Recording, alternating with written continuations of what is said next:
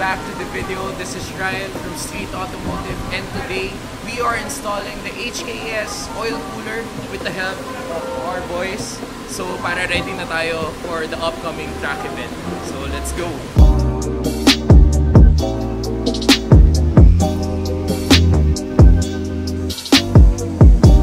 After natin tanggalin yung bumper, kailangan natin tanggalin yung dock na nakalagay dito.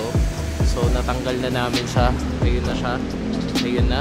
Ngayon, kini-clear out natin to, and then i-ready na natin para putulan yung part na to para magkaroon siya ng docking ng hangin papunta doon sa brakes natin.